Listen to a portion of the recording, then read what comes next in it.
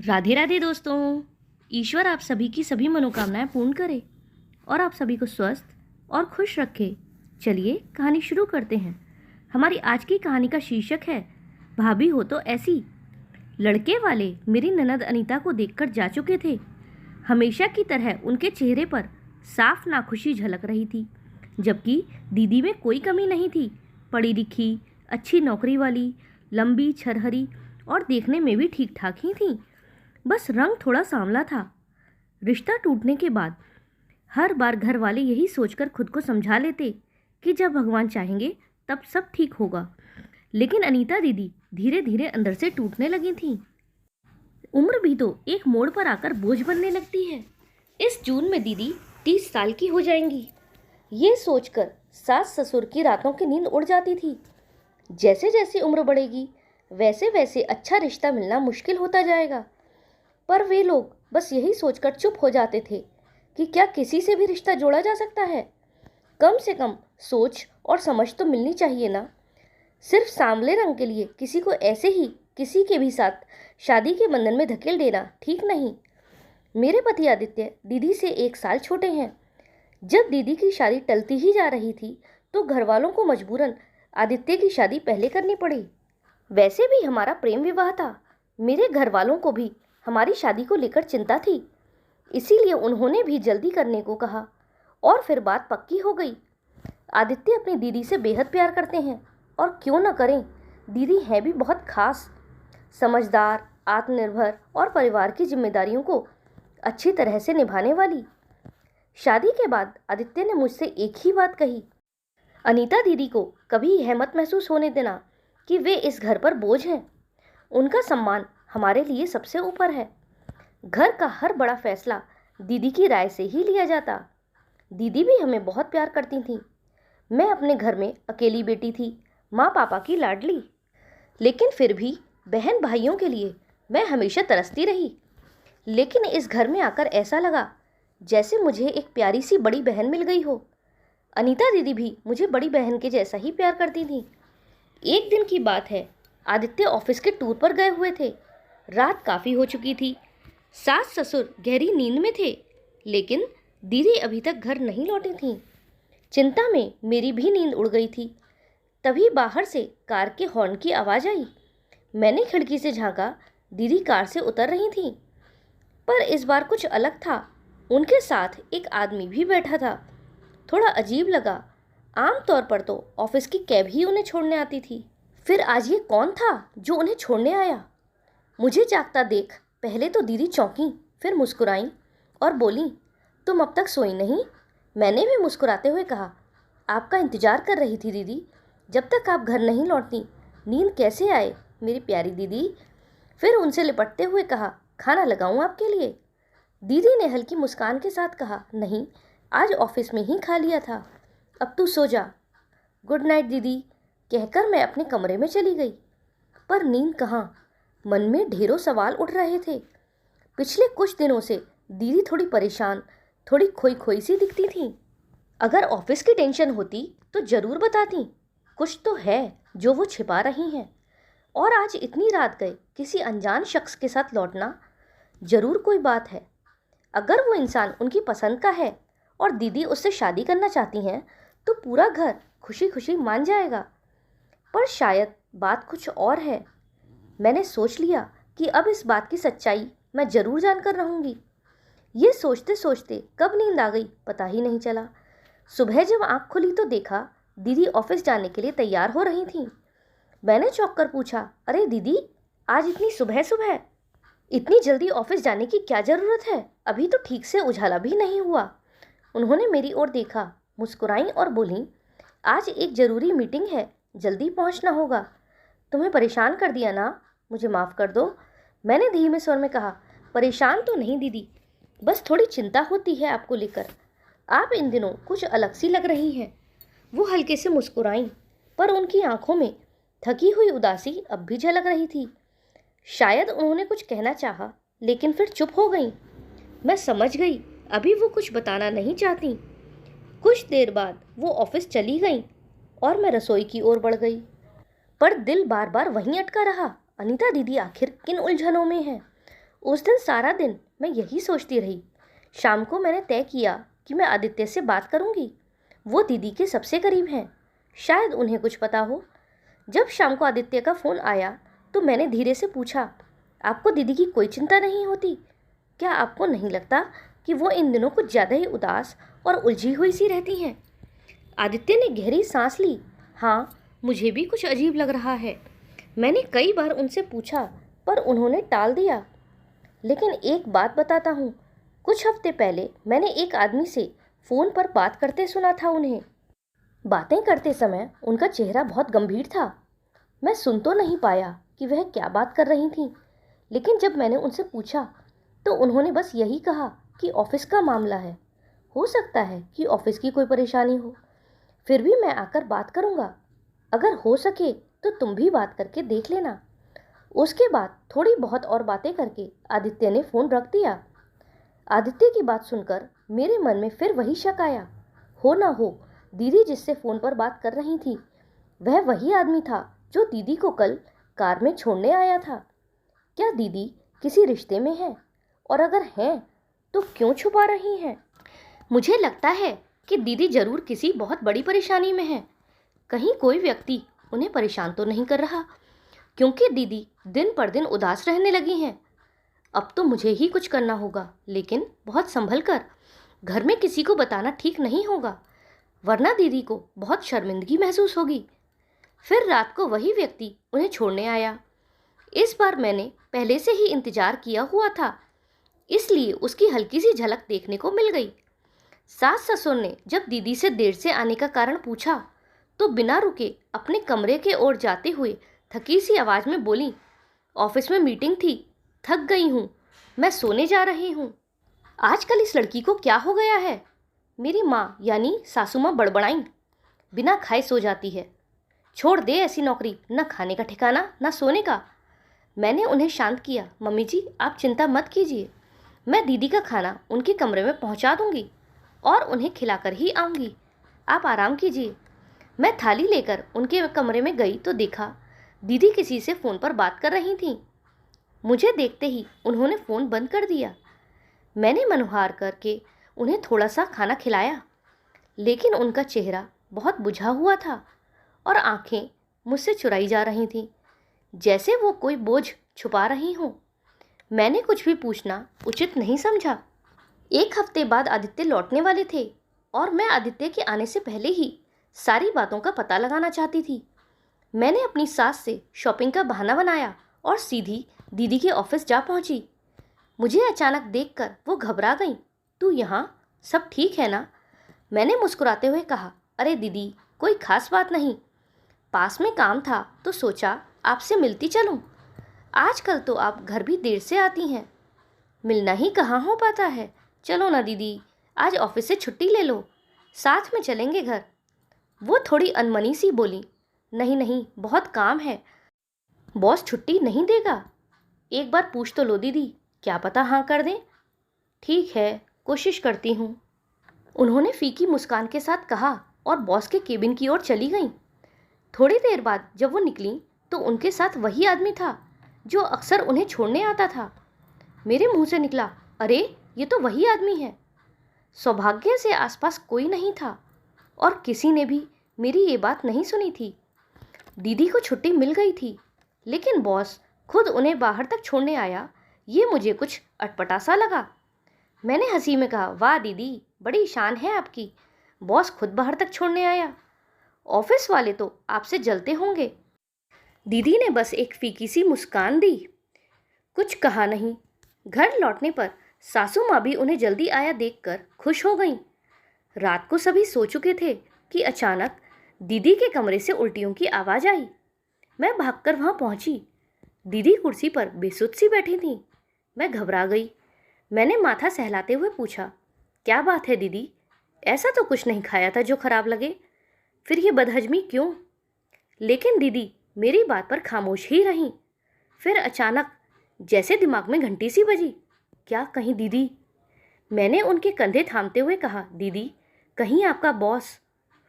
Please दीदी, मुझसे कुछ मत छुपाइए, सच बताइए, मैं किसी से कुछ नहीं कहूँगी, मेरा यकीन कीजिए। मेरे प्यार और सच्चे मन के स्पर्श ने दीदी का बांध तोड़ दिया। वो मुझसे लिपटकर फूट फूट कर रोने लगी और बस धीरे से हाँ में सिर हिला दिया। मेरा दिल बैठ गया। फिर भी हिम्मत करके मैंने उनका हाथ थामते हुए कहा, दीदी आप डरिए मत, मैं आपके साथ हूँ। बस आप सारा सच बता दीजिए, क्या उसने आपको धोखा दिया है?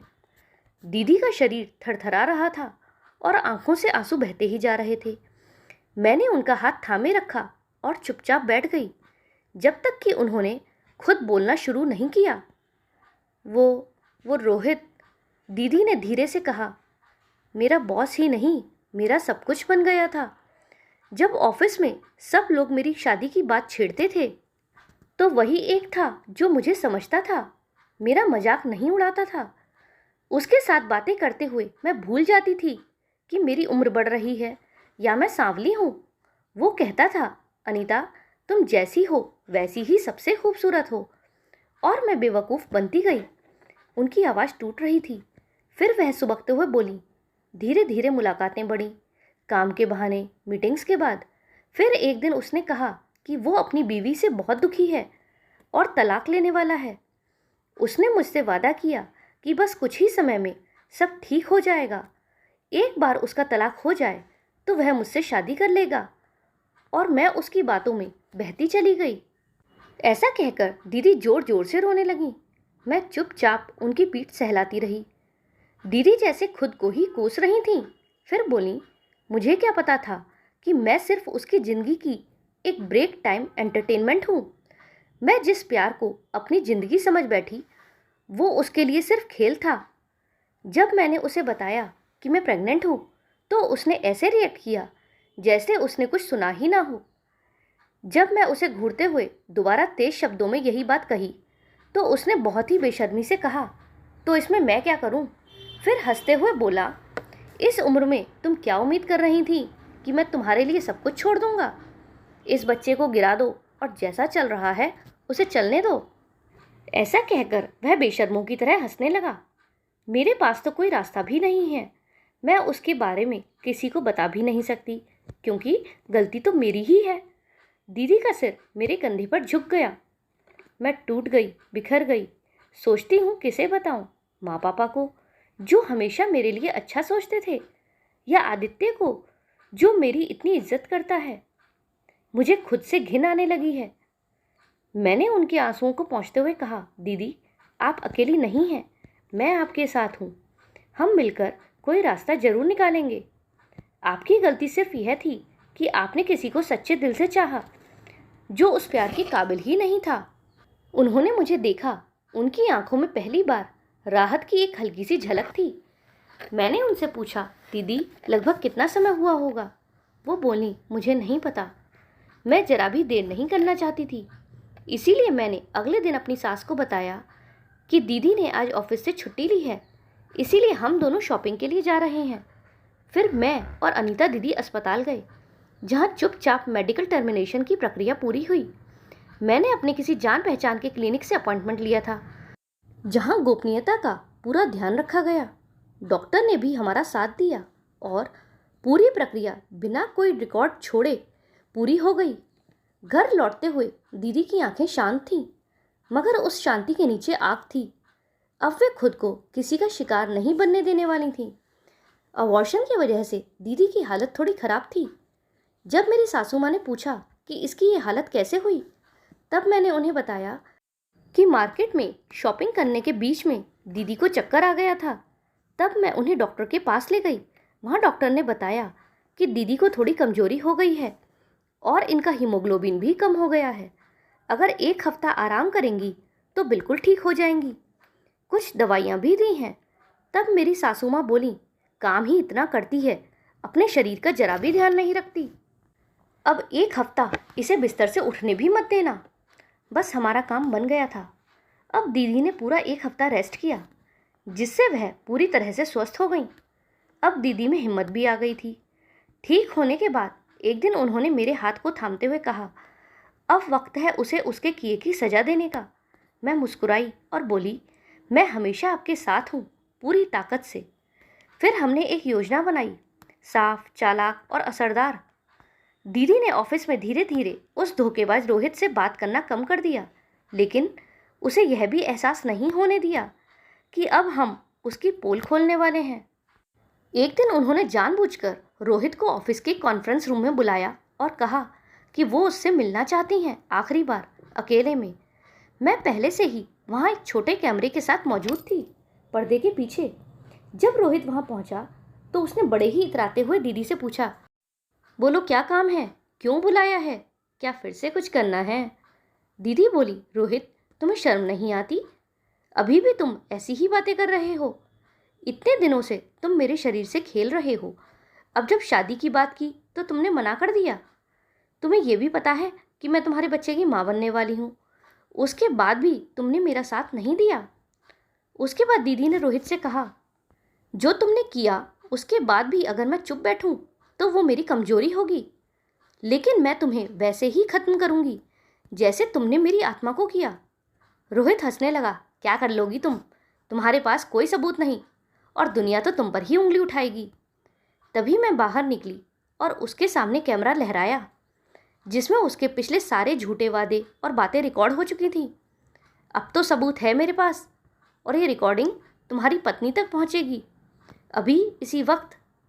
मुझे वहां देखते ही रोहित घबरा गया और हाथ जोड़कर माफ़ी मांगने लगा, लेकिन मैं और दीदी उसकी बातों को अनसुना करके वहां से निकल गईं। फिर हम दोनों उसी वक्त रोहित की पत्नी के ऑफिस पहुंची। दीदी ने कुछ नहीं कहा, सिर्फ मोबाइल में रिकॉर्डिंग चला दी। उसकी पत्नी की आंखों में पहले अविश्वास, फिर गुस्सा और फिर घृणा भर आई। धोखे के लिए कोई माफ़ी नहीं होती, उसने कहा, और रोहित को उसी वक्त सजा दिलाने की ठान ली और तुरंत हमारे साथ पुलिस स्टेशन पहुंची।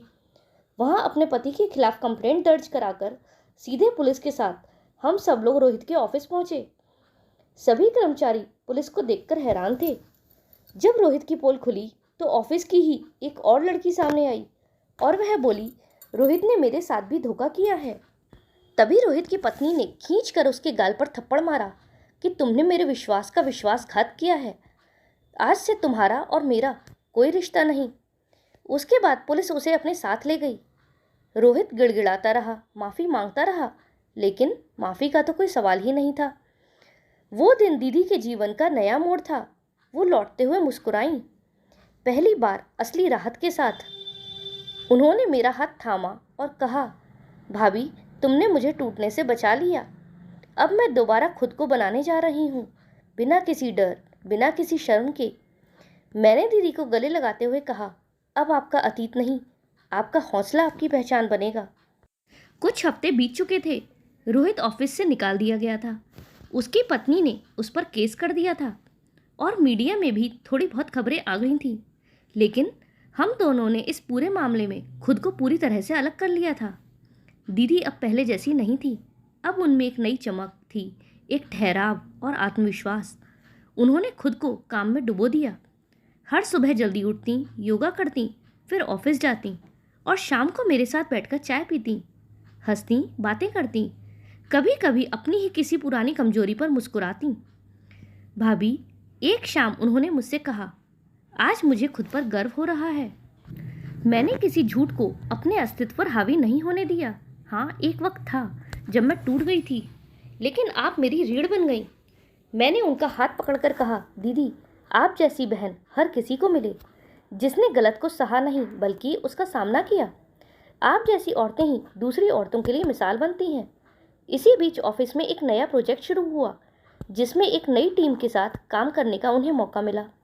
उस टीम में विक्रम नाम का एक ईमानदार, गंभीर और शालीन इंसान था जो किसी से ज़्यादा नहीं बोलता था, लेकिन जब बोलता था तो बहुत सच्चा लगता था। धीरे धीरे विक्रम और दीदी की दोस्ती बढ़ी। इस बार दीदी बहुत सतर्क थी, लेकिन विक्रम की सादगी और पारदर्शिता ने दीदी को फिर से किसी पर विश्वास करना सिखाया। एक दिन विक्रम ने सीधे सच्चे शब्दों में कहा, अनीता, मैं जानता हूँ आपने ज़िंदगी में बहुत कुछ सहा है। मैं कोई वादा नहीं करूँगा कि सब ठीक कर दूँगा, लेकिन मैं आपके साथ चल सकता हूँ, ईमानदारी से, बराबरी से। दीदी ने कुछ नहीं कहा, बस सिर झुका लिया। आंखों में हल्की सी नमी और होठों पर हल्की सी मुस्कान थी। आज अनीता दीदी एक सफल अधिकारी हैं और विक्रम के साथ उनके वैवाहिक जीवन भी बहुत अच्छा चल रहा है। लेकिन उससे भी बड़ी बात यह है कि वो खुद से, अपने जीवन से संतुष्ट हैं। उन्होंने वो दर्द, वो गलती और वो कमजोरी सिर्फ भुलाया ही नहीं, उनसे सीखा और खुद को निखारा। और ये सारा सफ़र हमारे बीच एक अनकहे रिश्ते को मजबूत कर गया। ननद और भाभी का नहीं, दो औरतों का, दो बहनों का, जो एक दूसरे की सबसे मजबूत ढाल बन गई। दोस्तों, आपको कैसी लगी ये कहानी कमेंट में ज़रूर बताइएगा। अगर पसंद आई हो तो वीडियो को लाइक करें और चैनल पर नए हों तो चैनल को सब्सक्राइब करें। हमारे साथ अंत तक बने रहने के लिए धन्यवाद। जय श्री राधे।